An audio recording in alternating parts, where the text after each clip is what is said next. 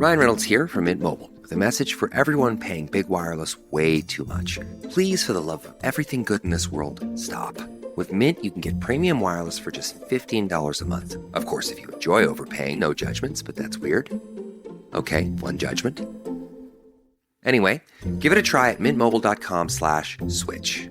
Upfront payment of $45 for 3-month plan, equivalent to $15 per month required. Intro rate first 3 months only, then full price plan options available. Taxes and fees extra. See full terms at mintmobile.com.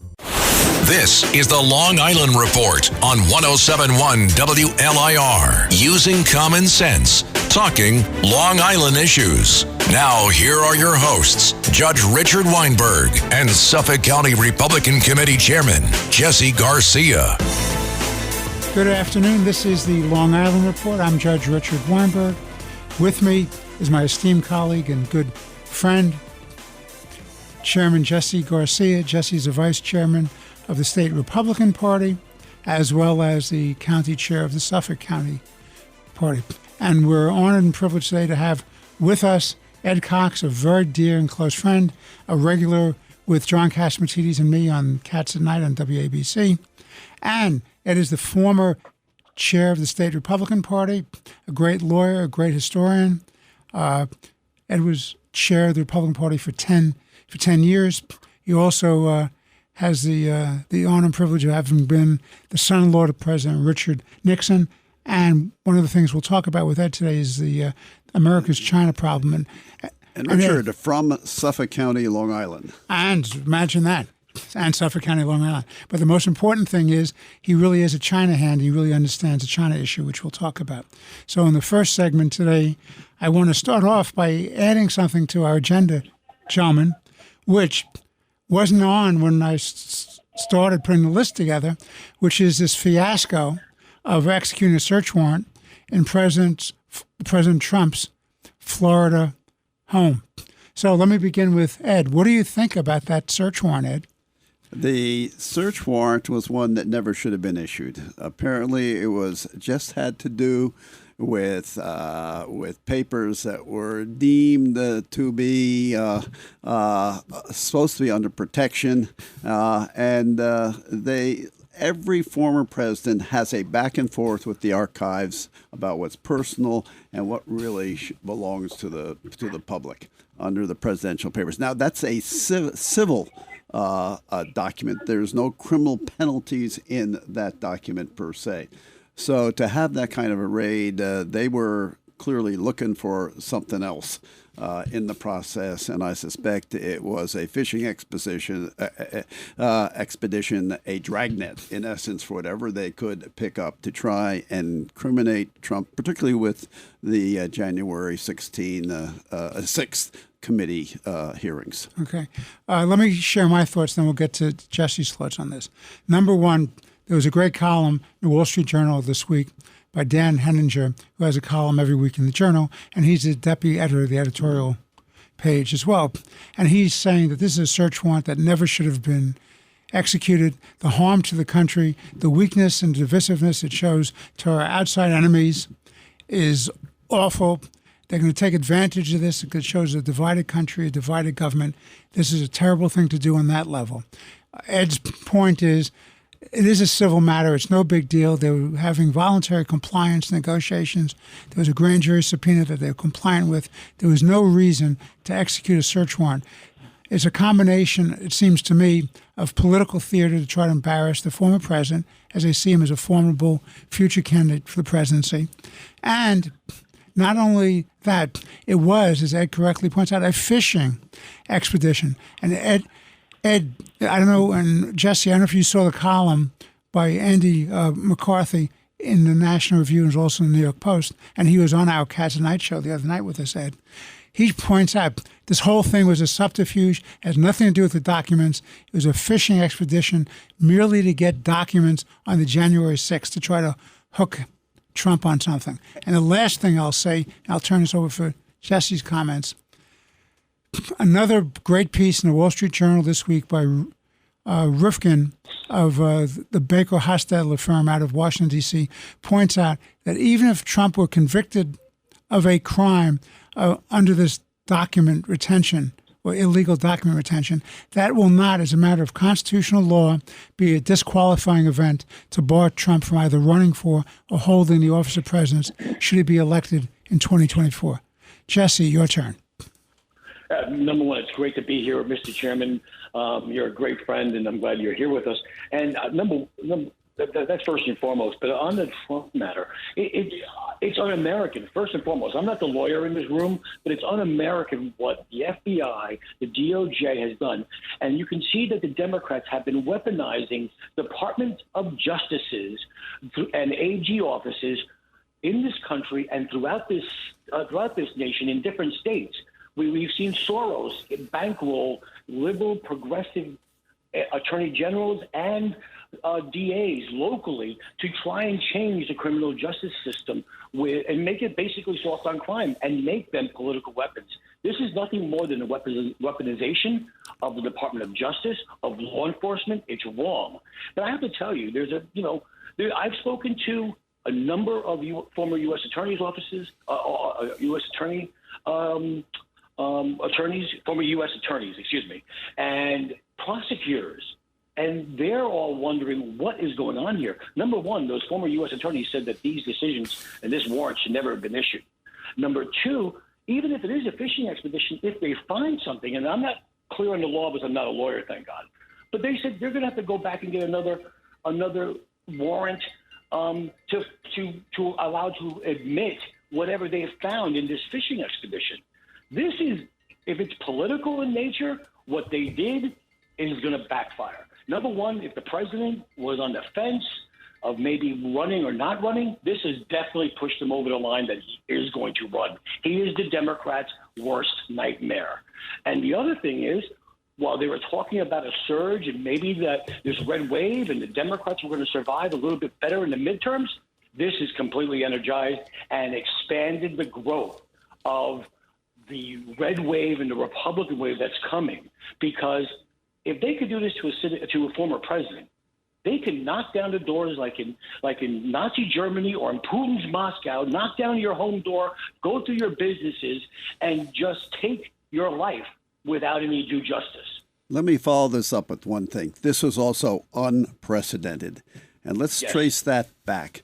Mrs. Clinton, a candidate for president, had on her server in her home, unprotected, lots of secret stuff going through it that should have been protected, was not, and they suspect that, in fact, foreign powers tapped into it.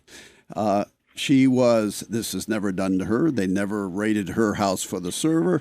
They, at her interview with respect to it, she was given, and Your Honor, Richard, you could do better than I saying how she was treated very specially in that interview and the other witnesses were. Well, first of all, they allowed, which is absolutely incredible, when she was being interviewed and questioned, they allowed her lawyer to sit in on the interviewing, which is unheard of, to have a lawyer. And they wouldn't even. And and that lawyer, by the way, was sitting there as a lawyer, was later a witness. So it's totally reprehensible how that whole thing was conducted. If they wanted to do a number on Hillary Clinton, they could have done a number on Mrs. Clinton. And remember how the whole thing played out. Comey, who's the FBI director, and remember what the FBI is. It's not a prosecutor. It's an investigative office. So when they went in, and he stood up before the cameras, and he loved cameras, Comey, and he loved being the center of attention. He got up there, and he laid out a bill of particulars, a bill of indictment against her, and everybody thought he was going to say that the woman should be indicted with turning over with a recommendation to the Justice Department to indict. And then at the end, he exonerated and said, well, we really don't have enough here to prove this beyond a reasonable doubt. And he cut off the inquiry. That's not his role as the FBI director. That's not his role at all. He was totally beyond the pale. But yet, nobody seems to remember that. And as Ed just pointed out, the first time in history you've gone after a former president. The FBI has not done itself any credibility here. Its reputation, going back to the Russian collusion matter, its work with respect to the Steele document, the two phony and impeachment proceedings against President Trump, the way they've looked away from the whole the Hunter Biden matter with his deals with Ukraine and Russia and China. It looks like you have partisan Justice Department, a partisan FBI, and this is absolutely awful. And I think Judge Garland, the Attorney General of the United States, has a lot of explaining to do. What say you, Jesse?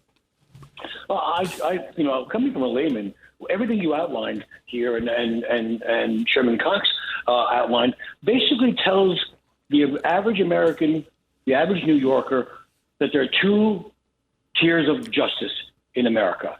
There's one for the elite, the Democrats in power, and there's another one for everyone else. And that if you pop off and have a different opinion, and you challenge the status quo, the elite Democrats and progressive socialist Democrats who want to cling on to power, that what they're going to do is they're going to send in law enforcement that's funded by taxpayers and has unlimited money to squeeze you to silence your voices. They're doing this just by this new bill that's being done and it's going to be approved by the House of Representatives that's coming forward, where they're going to give us 87,000 new IRS agents for the purposes of not going after the big tech companies, not after Soros and companies like that. They're going to be going after Main Street businesses, average taxpayers, families. That's how they're going to go after them. They're going to use and weaponize the IRS, the Department of Justice, to fund their failed policies.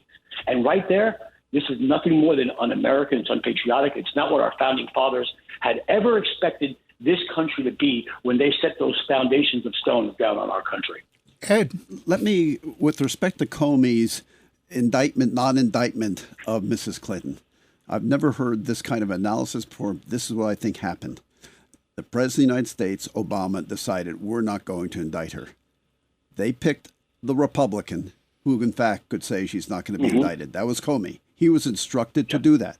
It was not his job. He knew it. But he wanted to clean the skirts of the FBI, say, we did a thorough investigation because he is head of it. That's why he went through that full analysis, everything that was done, and then he did what the president required him to do as a Republican to give cover, because he is a Republican, to say what he said, and that is, but we're not going to indict her. That's what happened. And that could be happening here. This could be coming from the president, from the White House. Well, I think these are very troubling times. You have Tish James, who I know well. In fact, Tish tried cases before me when she was a lawyer and I was a sitting judge. And on a personal level, I like Tish.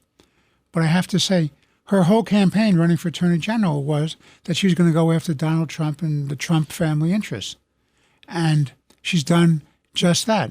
So what you have is you have the following things going on against Donald Trump. You have the FBI and the Justice Department.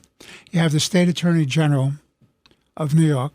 You had the District Attorney of New York County looking at it. You just had a ruling from the United States Court of Appeals for the District of Columbia saying that the House Ways and Means Committee can get all of Trump's tax records. I mean, so you look at this, they're hitting him on every side they can possibly think of. It borders on what they call the Trump obsession. This is absolutely incomprehensible. And politically, I have to say, it does two things. It moves Trump in a way that he has to now make a decision, which I now think he's going to announce for the presidency again. And it probably moves up his timetable for doing this. He might have waited until after the midterms to do this, but now I think he's going to be under pressure to try to push back to announce before. I may be wrong about that. And the other thing that it does is it enrages the people who want fairness, not just the people who believe in Trump, the man, or Trump's policies, but people like me who just think this is an outrageous, vindictive approach that's divisive to the country.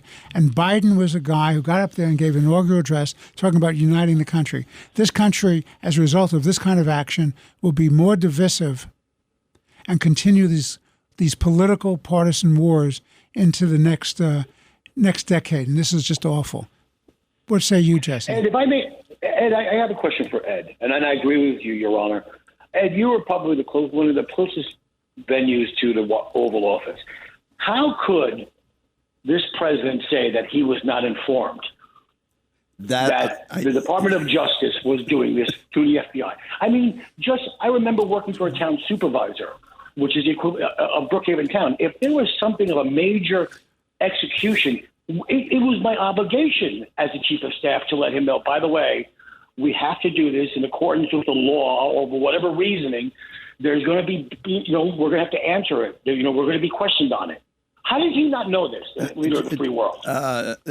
Jesse, your instincts are right on here. There's no doubt. At the very least, the White House would have been informed. Now, whether they actually clued in the president or not is another question.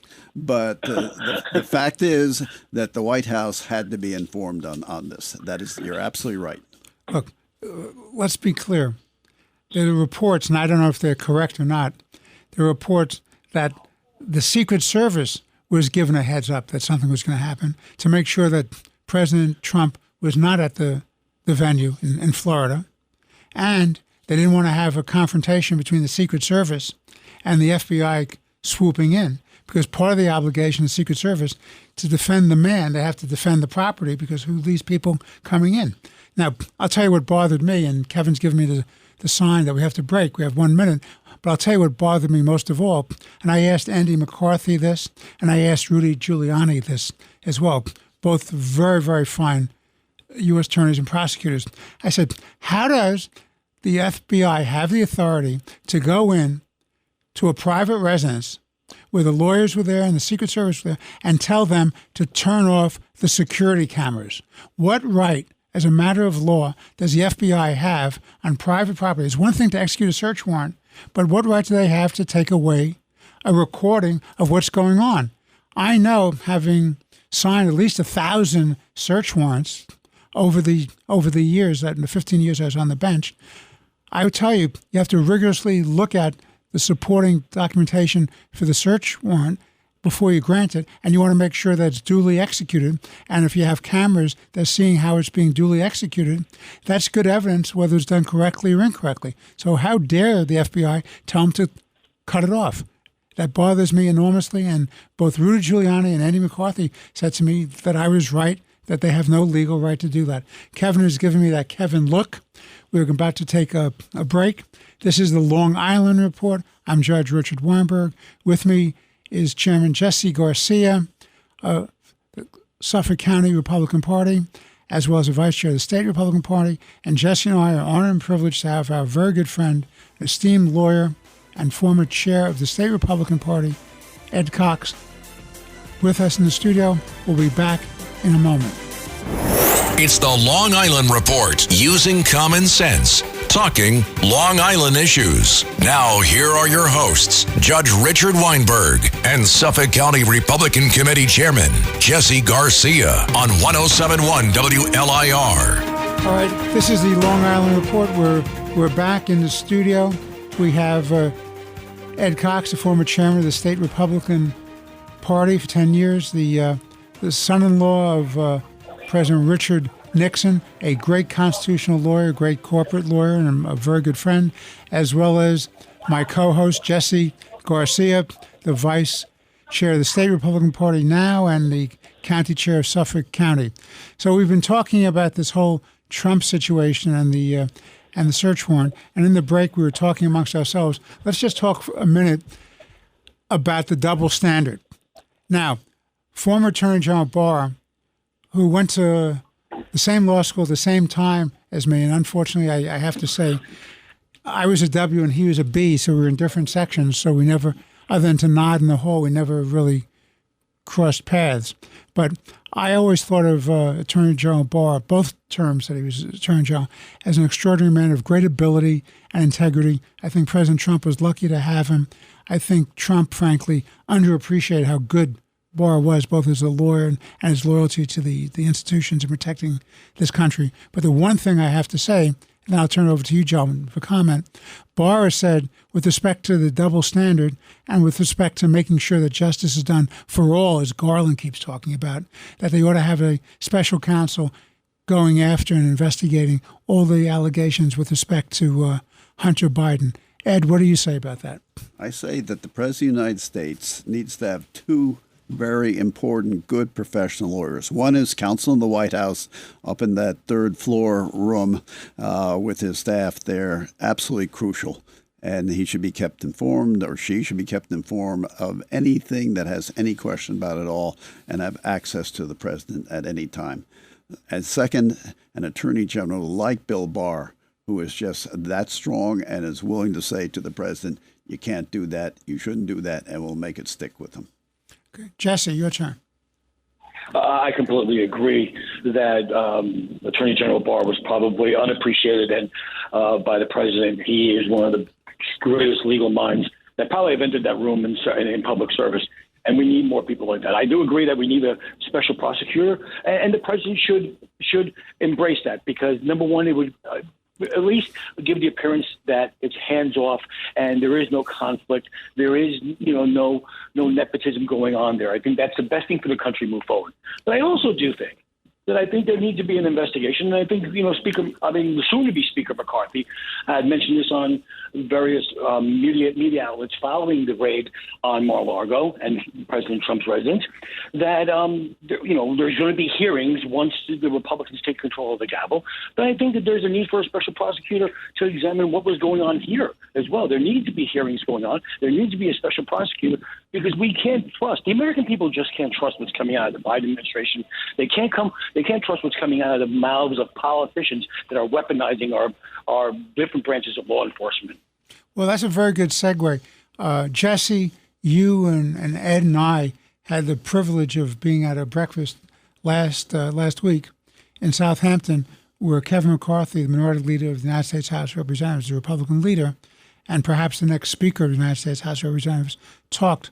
Why don't we discuss what happened at that breakfast and what Kevin McCarthy said? Jesse, why don't you start? Sure. I think that Leader McCarthy made the very, very astute parallel of what's going on right now in our country and around the world, and what happened in 1979. I mean, the parallels of Iran, China, the economy, our smallness on the global stage in foreign affairs, conflicts being moved forward, the America being bullied by different international interests and global presences, whether it be Moscow, China, and so on and so forth. He made the correlation through inflation, the economy, national security of what happened in 1979 and corruption. Personal corruption with the Hunter Biden and the Billy Carter situation was happening in 1979, and that we learned and had to move away from that type of downtrodden. And America in decline in 1979, we elected a great president like Ronald Reagan. We're in that stage now. We're in the beginnings where we need to take back our country, and it first starts by taking back the House and hopefully the Senate, and then 2024 taking back the White House. I mean, the correlations you made, and Ed, you lived through all those in the Republican Party. What did you think of Leader McCarthy's presentation? It's very interesting. He has a very broad perspective, as you said, about the analogy to Jimmy Carter, the analogy of what's going on in Ukraine with Russia and with respect to Hitler. And he went into it in detail. I mean, he knows his history. No, I was very impressed. But the most impressive thing was actually, I was about to ask a question to draw this out if, in fact, we had gone on just a little bit longer. But at a prior event, he was asked, what do you think are the biggest threats to the United States? And his answer was extraordinary. It was 3 words: national debt, education, and China. I couldn't think of 3. If you want to name 3. So let's talk about, that's a good segue. Let's talk about China. Ed, you're a China hand. You were there when President Nixon opened up China with Secretary of State Kissinger. You were part of the making of history. And my humble opinion is that at this point in time, our biggest external threat, and we can get to Iran and we can get to Russia and North Korea. I think they're major threats as well. And I don't underestimate the problems that Iran can cause. But I believe that America's greatest problem is the China problem. So why don't you tell us what you think about the problems and what we must do? Well, Iran is a regional problem. Russia is a declining power. If you think of them in comparison to China, their population is 1/10 the size of China, and their economy is 1/10 the size of China. The China itself has got huge problems now, and that's a problem for the world.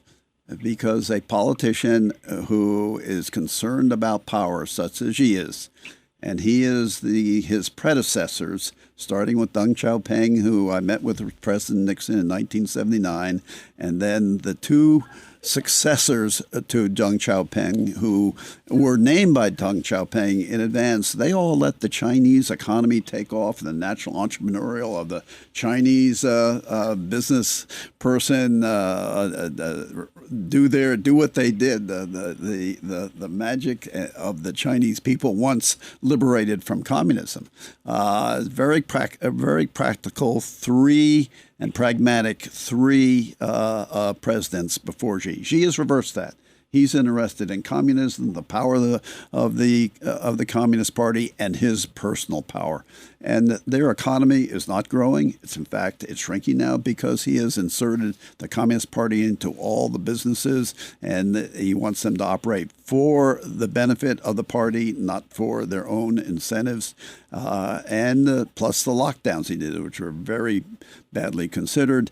So he's going to turn to things like Taiwan. And Pelosi's visit there gave him a chance to show the Chinese people on TV all the firepower and their military and arouse the nationalist spirit of the Chinese people to support him while he is campaigning, and the way they do it internally there, in order to get a unprecedented third term and in fact be the president for life, which is going to happen in about a month. Jesse, what say you? I think that what's funny is that Leader McCarthy led to that belief when he spoke to us at the breakfast that President Xi is following the same steps that Putin did by extending his terms. And once that you have a totalitarian or a dictator in office, elected democratically, they change the rules so they can remain in power. That is China has always been, and Your Honor, you and I have talked about this before, that China was the one beneficiary, the single beneficiary of what is going on in Ukraine right now, because they are watching the responses of major world powers, the United States, the NATO, the EU, and Russia itself, as it engaged in this, and they're learning from everyone, just as Leader McCarthy said. Leader McCarthy said that China studied America's way they waged a war, and now we have to wage war a different way, prepare for a different type of war. That while China watched how we used our aircraft carriers, and the first things that they did was develop weapons to attack our aircraft carriers, to take them off the playing field, the battlefield, so to speak. And now they're developing for other weapons to deal with that type of situation. They are a great threat to democracy in Taiwan, throughout every continent, and especially here in the United States. You're absolutely right, Jesse. And it's interesting. The imperative here with respect to Russia is to defeat Putin, not the Russian people, but defeat Putin completely in the Ukraine. And Biden's doling out military assistance a little bit too little, a little bit too late, is not helpful to that. Well, the fighting spirit of the Ukrainian people is there. Well, Jesse and I have been talking about this, and we've come to a conclusion. It's from this administration, the Biden administration, it's too little and too late. And we also came to a conclusion that there's nothing really clear on the page of the conduct of this administration that shows that the United States wants Ukraine to win. And I'm troubled by that. But here's the history. If, in fact, Ukraine reestablishes its borders, defeats Russia completely in that sense, Putin will be out of power. Every time the Russia or the Soviet Union before was defeated, whether it's a Crimean War in the 19th century, or whether it was a Russo-Japanese War, or whether it's World War I, obviously when the Bolsheviks took over, or whether it's after after Afghanistan, when there was a change in regime in Russia, that there will be a change in regime in Russia. And that regime will be more apt to come to the West because Russia does not have, geopolitically, it does not make sense to be the junior partner to China. Now, if you take a look at that, China would then be surrounded. If Russia is allied with the West, they're on the northern border. You have Korea, Taiwan. The Vietnamese hate the Chinese. In fact, they really defeated the Chinese when they had a war in 1979. 40,000 Chinese troops were killed in 2 months. 40,000, think of that. Their only friend is Pakistan on their border. That would help contain China going forward and make them think twice about doing anything with respect to Taiwan. So a lot is at stake in our defeating Putin completely in the Ukraine. Jesse. I couldn't agree with you more. I mean, what could be said better than what Chairman Cox just said? We need to ensure the freedom-loving, liberty, democracies throughout the world. We need to stop the bully that is Putin in Ukraine. We have to make sure that he does not believe, and the people that he started to understand and see, that he cannot advance his agenda throughout the world with impunity. And we also have to send a message to President Xi and China that we will not stop, we will not be deterred, we will not allow his advancements of totalitarianism, communism, socialism to move forward. We need to stand united with all freedom-loving countries and democracies throughout the world to make sure that these two powers understand that they will be fronted in a united way, in a united manner by our countries. And we do not have to put one boot on the ground because the Ukrainian people want to fight and they want to beat the Russians. Absolutely. And they are united. And then, by the way, I had in my Special Forces unit, I had a couple of Ukrainian sergeants. They only wanted to do one thing, that is parachute in the Soviet Union and kill Ruskies. There's no doubt about where the Ukrainian people are. We just have to support them to the hilt. But as the House Democrat in this conversation, gentlemen, I have to tell you something. I'm very disappointed what my party has done with respect to this situation. And I'm also disappointed that you have some Republicans who are spouting off this isolationist nonsense. They don't seem to understand the stakes here. So what you have is you have the far left of one party, the Democratic Party, and you have some far right on the Republican Party, and they seem to agree that what's the big deal about Ukraine? They don't understand the historical imperative. And Leader McCarthy did an excellent presentation on Saturday talking about what Hitler was doing and what Stalin was doing and what Mussolini was doing in the 1930s. You know, when Neville Chamberlain went to Munich and he said he brought back a deal, peace in our time, he was taken for a ride. And the coming attractions were there. They didn't need to make that deal in Munich. They didn't show strength. They showed weakness. Weakness always encourages bullies. It always encourages aggression. It always encourages adventurism. And what you have here is you have three countries now, and you have this axis of what President Reagan would have called an axis of evil. You have three countries. You have Russia, you have China, and you have Iran. They're all interested in a different kind of hegemony, as the Greeks would call it, the domination. They don't want to stop until they are pushed back. They will keep going and going and going. Iran is more than a regional threat. Look what they just did to Ambassador Bolton and former Secretary of State Pompeo. They have actual contracts and send out hit squads to try to take these people out. So they don't respect, not only do they kill people in their own borders, they don't respect the territory and the sovereignty of other countries. All three of these countries send out hit squads to take out their enemies. So if you have any doubt in your mind that this is playing out on a world stage with worldwide implications, it's time to wake up, smell the coffee. The extreme left, extreme right, wake up. It's time to make the fight against these people, because if we don't fight them now and hard and help the Ukrainians win, then, as Jesse has correctly pointed out a number of times, the Russians have given the Chinese a playbook in which to go after Taiwan. And if the Taiwanese are subjugated the way Hong Kong has been subjugated, what do we lose? We lose a strategic area It's very important. Ed knows this better than I. You lose the manufacturing of chips, which we need desperately, because with all this woke nonsense about Green New Deal and electric cars, you can't have electric cars unless you have chips. So who are we kidding? And you can't do a lot of the manufacturing or the industrial production or even running hospitals without chips. And we need the chips from Taiwan because we're not independent. By the way, Xi put himself in this corner with respect to Taiwan.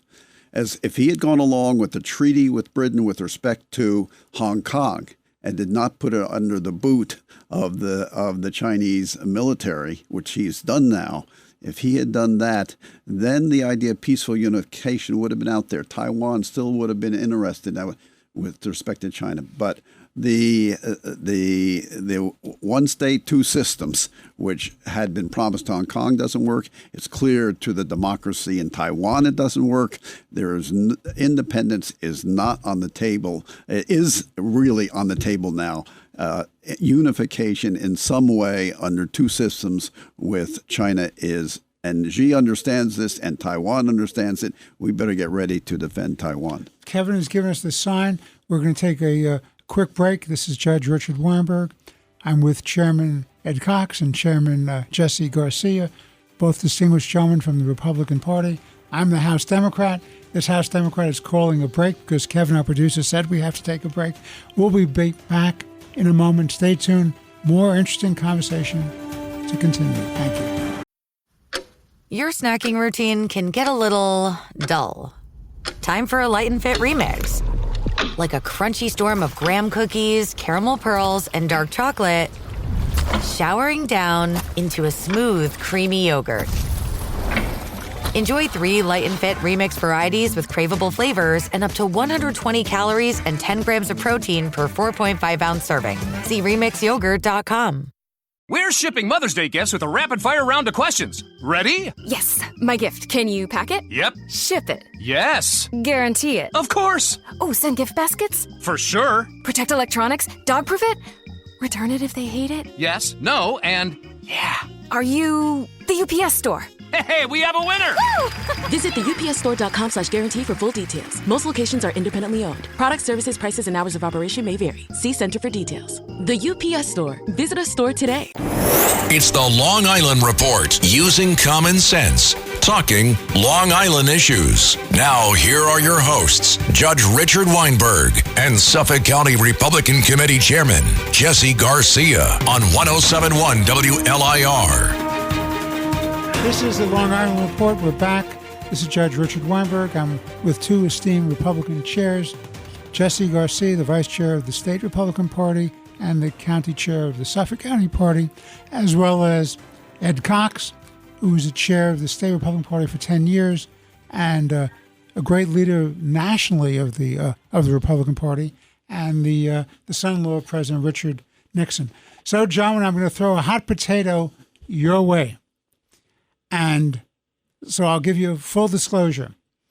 I call this part of the discussion the Trump factor, the Republican Trump factor, the pros and cons. So I'm going to tell you my take, and then I turn it over to the two of you. My take is, and again, as a House Democrat, I think Trump was in many ways an excellent president, in some ways even a great president. I think sometimes he had an unfortunate personality, and he was a divisive figure. And he tweeted too much, and he made enemies too regularly, and the Republican Party's minority party should have had a broader tent.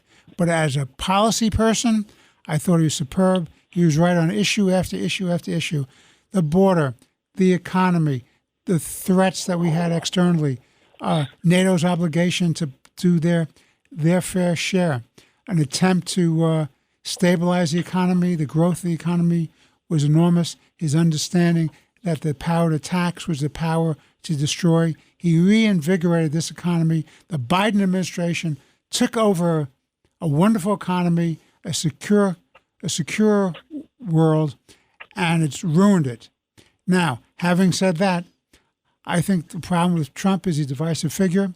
If he becomes the nominee, it's going to continue the divisiveness in this country. I think, notwithstanding the fact he's won candidates and 192 endorsements in the primary season and only lost 11. the latest report that we got last night in the Cats Roundtable from John McLaughlin, the national pollster. But even if that's correct, I think some of these candidates have been floated out of the Republican primaries are going to lose November. There are going to be House seats that are lost unnecessarily. Governorships are going to be lost. Very importantly, the United States Senate is at risk. I think Trump almost single-handedly helped destroy this country by undercutting the Republican nominees for Georgia's Senate when he was running for president, because he had them walk away. He had his voters walking away from those runoff primaries. So having said my piece, first I'll turn it over to Jesse Garcia, then we'll turn it over to Ed Cox. Jesse. Sure. I disagree wholeheartedly, and I'll tell you why. Because I believe that, Donald Trump was one of the most beloved figures on television, in the mainstream media, until he came down that escalator and said he was running for president and challenging the Democratic establishment. And I think from that point forward, it was the mainstream media, big corporations, big tech that began the process of creating divisiveness in this country during his first term. If you look at his policies, and you delineated his policies, we had to change a little bit on how we looked at polling, because if you polled the president's policies, they polled through the roofs. And sometimes people got a little bit concerned about his tweeting and stuff. But I will tell you one thing. I'm a chairman that's in the streets, shoulder to shoulder of my committee members and my volunteers during canvassing. And while we're canvassing all voters in Suffolk County, I will tell you, those voters, 8 out of 10, are saying, I'll trade a mean tweet for gas under $2 a gallon. I'll trade a mean tweet with grocery shelves that are filled with product. I'll trade a mean tweet for inflation that is at historic lows as opposed to historic highs. And that's what we're having a situation here. And the politics that have moved forward, let's not forget, and I think history is something we have to go back to and look at, and this history is only about 4.5 years old. It was those Democrats who were shocked that their standard bearer, Hillary Clinton, was defeated by a celebrity, Donald Trump. And from day one, they antagonized him. They went after him. They began with this shell, this nonsense of the Russiagate and such. From day one, they did that. And they started out trying to divide this country. They even incited violence. I believe it was a number of members of Congress who said, if you see a Trump appointee, get up in their face at the grocery store, at the restaurants, take to the streets. They even continue to do that with our Supreme Court justices, saying violent protest is okay. They say it's all right. I think it's time that we really point out where the divisiveness has come from. And that comes from those liberal socialist Democrats that were shocked that their standard bearer was defeated in 2016, and they systematically, with their partners like George Soros, those in big corporations, those in big tech, they sowed the seeds to try and steal this election. Whether or not it was stolen or not, people are going to raise their own concerns, but there were enough questions. I will tell you here in New York State, the corrupt Andrew Cuomo weaponized COVID for the purposes of maintaining Democratic majorities and helping elect Democrats. Fortunately, in Suffolk County, we were able to survive that. But I really don't think that you have a very blunt Donald Trump. He will tell you how he feels. He will tell you in real time as he's thinking. And we may not agree with it all the time, but I do believe that his heart and is in a good place for the American people, the blue-collar, middle-class Americans. And I believe that is the Democrats' worst nightmare. They needed from day one to tear this man down, and they wouldn't mind just tearing down our society to get it done. All right, I'm going to turn this over to Ed, but I want to make one comment to you, Jesse. Are you sure you're not a lawyer? Because that was a great rebuttal. Ed, your turn. We all three agree that President Trump's policies were very good for America. And he pushed them with a passion and made sure they got done. And he brought in the right people in the end to do it. His weakness is he never, from the start, did not understand politics. He is not a politician. He was a businessman. I had to deal with that situation as chairman of the state party. Roger Stone was calling me saying Donald should run directly for the presidency. And Trump was saying, Roger's crazy. I mean, what businessman ever was elected directly for the presidency? I got to be governor of New York first, and in the process run for the presidency. And there was stuff flying around New York State, people saying with his support, well, Rob Astorino could be my lieutenant governor. He can be the real governor, and then I'll run for the presidency. And Jesse, you know, basic politics. You can't run for two offices at once. It doesn't work. He thought he could. He thought he could. And I can give you other example. I had to be the person to go and say, this is not working. He didn't like it. In the end, he appreciated it. Another time in the primaries, the very first primary, you remember they was asked, are any of you thinking of running as a third-party candidate if you don't get the Republican nomination? Guess who raised his hand? Donald Trump. I got a call from Fred Dicker, the Bigfoot reporter, after that. The New York Post. Yeah, and he asked me, well, what do you think about that, Chairman? And I said, well, if he does that, he's not going to get the nomination. It's just straight, simple politics. And next day, there is a headline in the Post. GOP big, that's me, says, disloyal Trump, a loser. Well, guess what? A few weeks later, Donald Trump says, no, I wouldn't do that. And he signs the pledge, and Reince Priebus took him the pledge, and he signed it. And he invited me to it, in fact. The point is, he really doesn't understand politics. So he has made, on the political side, a number, and I can point out two other big circumstances where just basic political stuff, advice you could have given to him, even Judge Weinberg could have given to him. Even a lowly Democrat a non-political person could have given him this basic advice, but he didn't think that way. I've got a job for the American people that I got to do, and I want to do it. And in that process, he made political mistakes. So I think now he's gotten a lot more experience. He's seen the slings and arrows, and I think he is on the process of a comeback, which what the FBI and Gartland did for him here is helping him in that process. Would you agree there with Jesse? It's really uniting the party behind him? I believe it is. I believe it's uniting the party behind him. I also believe that it's expanding in the growth of his support in unaffiliated voters and those disenchanted Democrats that do not agree with the socialist progressive Democrats that are in control right now. It's a small portion of Democrats now controlling the Democratic Party. And he has a group of people. This is not your grandfather's Democratic Party, Judge Weinberg. Thank you. Thank you for pointing that out to me. I never would have thunk it because everybody's telling me I'm a right-wing guy now. I said, no, I'm a right-wing guy. I'm a centrist, moderate Democrat. All right. Speaking of moderation, Kevin has given us the sign. He's pounding the table over there like Khrushchev. For those old enough to remember who Khrushchev was. With a shoe, saying we have to take a quick break. We'll be back for our final segment. This is Judge Richard Weinberg with Chairman Ed Cox and Chairman Jesse Garcia. We'll be back on the Long Island Report for our final segment in just a moment.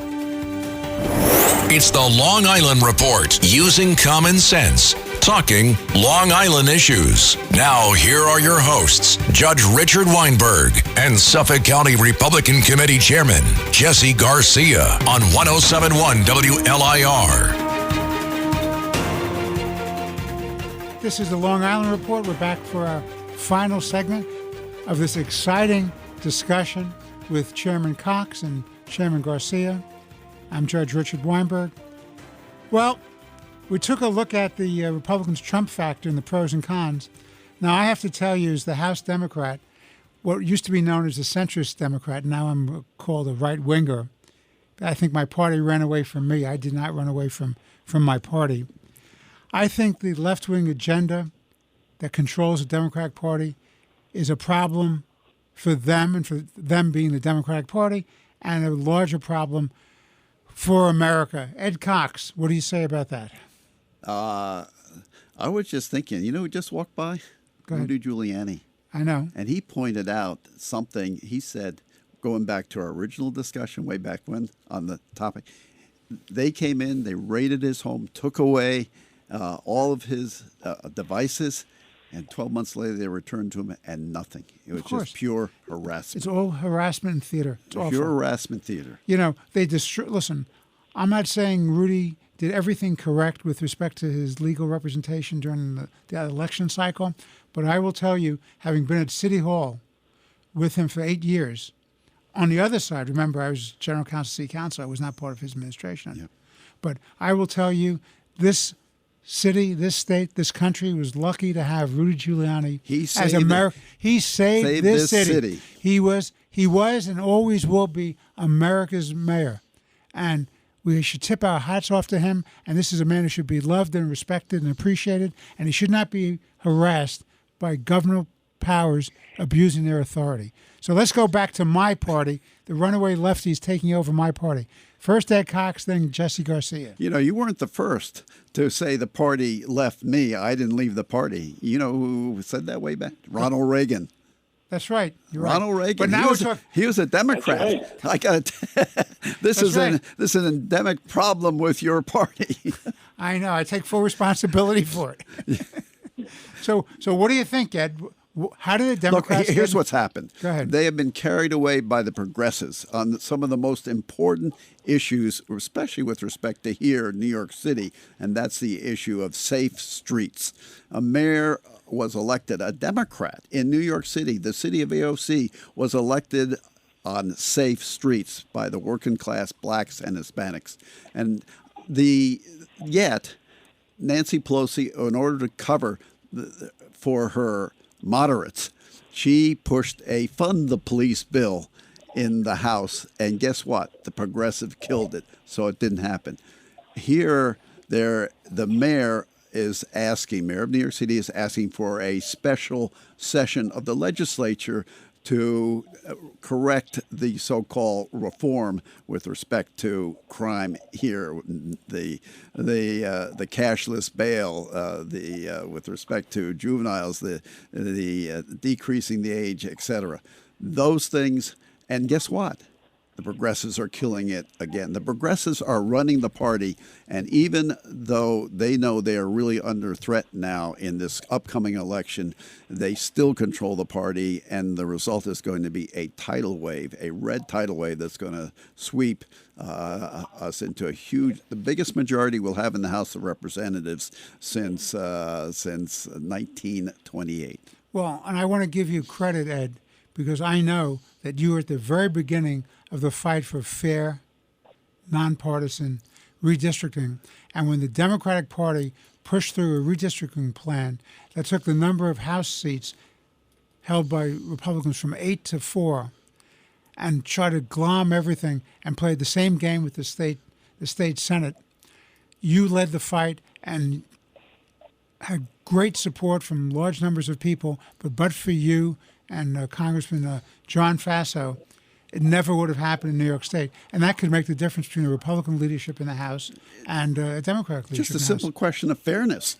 People say, how'd you do that? It was a miracle. I say, when you want a miracle, you've got to be on the side of the angels. We were on the side of the angels. It wasn't about being a Republican or a Democrat. It was just a question of fair districts. And in the end, a special master who had slightly Democratic leanings, I think, drew the districts fairly. Jesse, so what do you say about my party? Be kind. Be kind. I think that you look at Pelosi and you look at Schumer. These were one time considered centrist Democrats, but they're so drunk with the desire to cling to power that they are kowtowing to a small segment of their party. It is the AOCs and the squad that are now running the party that was once of Kennedy, and it's amazing to me. But I'm not surprised, as you said, as Chairman Cox said. It's happened so many times before where the Democratic Party continues to sometimes maybe they lurch left, then took steps to be left. I mean, that's why we had people like Ronald Reagan leave the Democratic Party because he said the Democratic Party left him. And he joined the Republican Party to become one of its greatest governors in California and one of its greatest presidents here in this country. If we allow the Democratic agenda right now, as we know it today, and see it in action, to go unchecked, there will not be an America left. Well, you will said go the way of. No, but sorry? Jesse, I have to interrupt you to say, because in an earlier segment today, you said something that's very, very important and it's worth stressing. You said that they're going to have 83,000 additional IRS investigators, and they're funding it at, I don't know, how much was the figure? $83 billion. $83 billion to do this. Now, what do you think, since we know about the abuse of power of the IRS under Obama with Lois Lerner, and we see the abuse of the FBI and the Justice Department, what do you think is going to happen to the average person, Jesse, with respect to this IRS? They are going to undertake the same harassment that we see individuals like President Trump, Rudy Giuliani, that they have been subjected to by big government, by an oppressive government. And here's the thing. Those 87,000 IRS agents, they're not needed. They're not needed because they're going to go after small Main Street businesses, middle-class families, because big corporations, big tech, and companies like Soros and Amazon, they have the corporate protections, the corporate loopholes, and they have the corporate lawyers to defend their profits. The other thing is, how about we split up those 87,000 IRS agents and put a strong portion of them on border agents? How about armed security at schools to make sure that we don't have crazies going into our schools? There's a better apportionment of those resources than to attack the backbone of our economy, which is small businesses on Main Street and our middle class families. Ed, wrap it up. Let me quote a well-known Democrat, President Obama, who said, "You do not raise taxes when you're on the verge of a recession or in a recession." Absolutely. And secondly, you don't do big spending, and this is $750 billion. You don't do big spending when you've got inflation. The result of that is stagflation, and that's what killed Jimmy Carter, and that's what's going to result in a real cleansing victory for the Republican candidates, right down from the Congress, right down through the state here in New York to the state legislature, and onward across the country. Gentlemen, this has been a remarkable show today. I want to thank both of you, Chairman Ed Cox, the former chairman of the State Republican Party, my co-host, Chairman Jesse Garcia, the county chair of the Suffolk Party, the Republican Party, as well as the vice chair of the State Party. This is Judge Richard Weinberg, signing off till next week. Thank you very much for listening. God bless you, and God bless your families. Thank you.